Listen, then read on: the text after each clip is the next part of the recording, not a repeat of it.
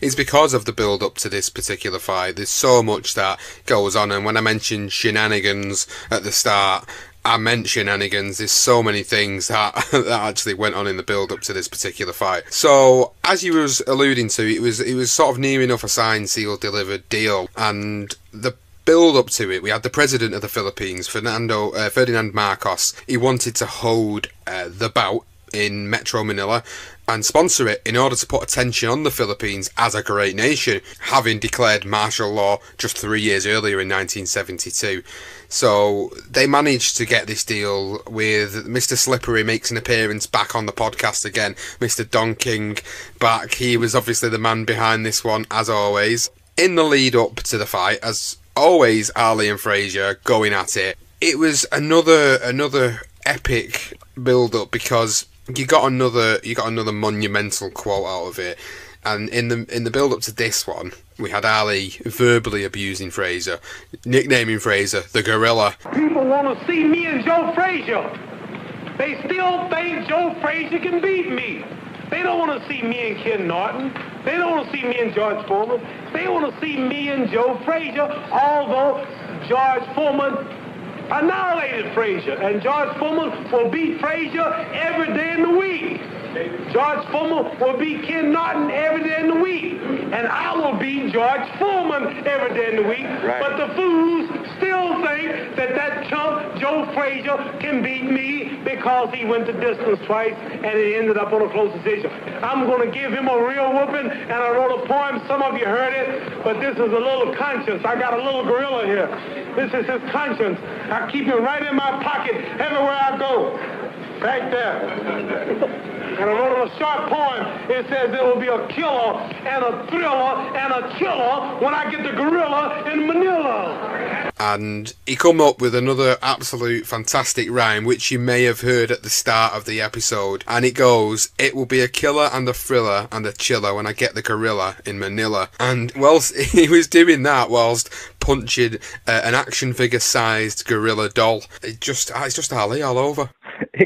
He really knew how to get underneath Frazier's skin, for sure. And at this point, Frazier had been listening to this since 1971 in the first fight. So at one point, they were good friends. I mean, Frazier was all part of...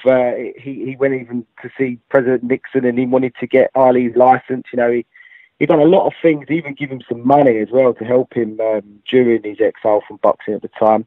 But yeah, he loved to just wind him up, and you know, with the first two, it was all about, you know, he was basically an Uncle Tom, and he was a white man's champion, which really sort of did annoy Frazier, and even to the extent where, you know, he was getting death threats because people jumped on the bandwagon, and his son Marvis was actually sort of having fights in school because of it. So he really did know how to sell a fight, and to be fair, in Ali's, you know, in his ignorance, if you like, you know, that he wasn't from Frazier's background, so it's quite funny the things that he was saying about Frazier, because, you know, he had a hard life, Frazier, compared to Ali. Ali, you know, he didn't have anything even nearly as bad as what Frazier had in his life. But yeah, he did just love it. I mean, there was you saying that about that one quote. There was another one as well where he said, "It may shock and amaze you, but I'm going to destroy Joe Frazier." What's going to happen when you meet Smoking Joe? And I said, Joe's going to come out smoking, and I ain't going to be joking. I'll be pecking and a poking, pouring water on his smoking. And then this might shock and amaze you, but I will destroy Joe Frazier. So he was just full of this lingo, wasn't he? He literally had... And he had his own problems. He had the problems with his girlfriend, where he got caught. I think he was, when he met the president of the Philippines, he had another woman with him, and then his actual wife, who was back at home, see that she was with him, and he had introduced her as his wife, as his mistress, and she flew over in a hot rage, and she just went at Ali as well. She apparently went mad, and then the missus he had, she ended up disappearing and get caught.